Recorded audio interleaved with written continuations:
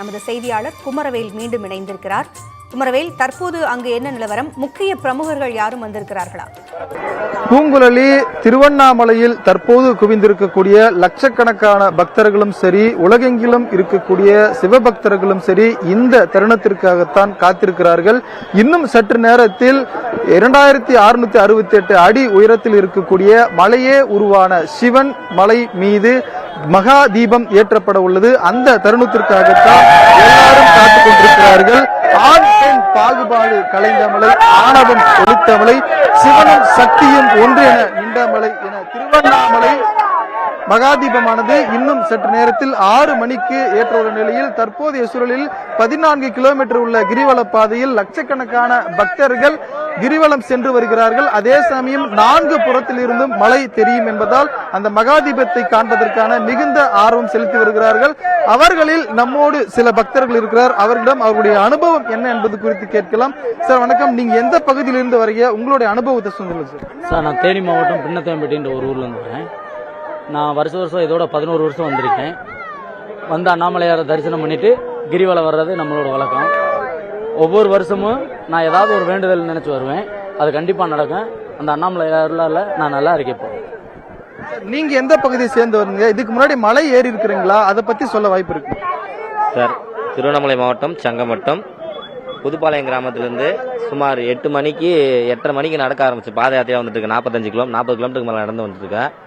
அண்ணாமலையார் எது நினைச்சாலுமே முச்சி தரும். சுமார் ஒரு 10 வருஷமா வந்துட்டு இருக்கேன், மலை சுத்திட்டு இருக்கேன். இந்த வருஷம் மட்டும் தான் பாத யாத்திரை நடந்து வரேன். மலை ஏறலான்னு இருந்தோம். அண்ணாமலையார் என்னன்னு தெரியல, ஏற தடவி எடுத்துக்கிறாங்க. அதை கொஞ்சம் நீக்கணும். அது இல்லாத 6 மணிக்கு சரியாக அண்ணாமலையார் மகாதீபம் ஏற்றப்படும். அண்ணாமலையார் எல்லாருக்குமே நல்லா முத்தி தருவார். எல்லாமே நல்லதான் செய்வார் அண்ணாமலையார். நீங்க எந்த ஊர்ல இருந்து வரீங்க? எத்தனை ஆண்டு காலம் வரீங்க? இங்க வரணும்னு ஏன் தோணுது? வந்ததுக்கு அப்புறம் மாற்றங்கள் ஏதாவது நிகழ்ந்திருக்கா? கண்டிப்பாங்க. என் பேர் உமா மகேஷ். நான் பெங்களூர்ல இருந்து வந்துட்டு இருக்கிறேன்.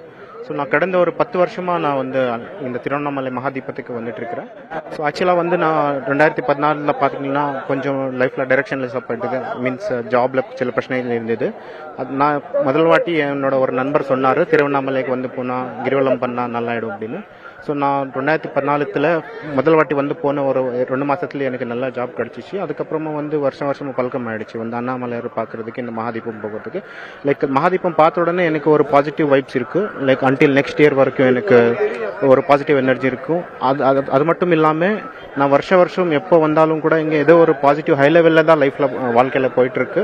ஸோ நான் ரொம்ப நன்றி தெரிவிக்கிறது அண்ணாமலையாருக்கு. I would like to thank the almighty, because அவர் இல்லாமல் நான் இல்லை லைஃப்ல எல்லாம், I mean because of him, all because of him நான் நினைச்சிட்டு இருக்கேன். Thanks to. And also I would like to thank for the Tamil Nadu police, because எல்லா வருஷமும் அவர் எக்ஸலண்டா ஹேண்டில் பண்றாங்க. அட்மினிஸ்ட்ரேட்டிவ் இருந்தாலும் இவ்வளவு கூட்டம் வந்தாலும் கூட அவர் சூப்பரா ஹேண்டில் பண்றாரு. அவருக்கு ஒரு ஸ்பெஷல் தேங்க்ஸ்.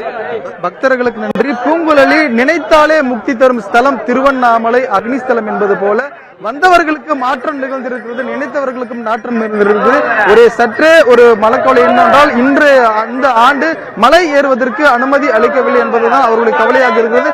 இருந்த போதும் மகாதீபத்தை காண்பது பாக்கியம் என கருதி இன்னும் சற்று நேரத்தில் மலை மீது நிகழும் அதிசயத்தை காண்பதற்காக லட்சக்கணக்கான பக்தர்கள். நன்றி குமரவேல்.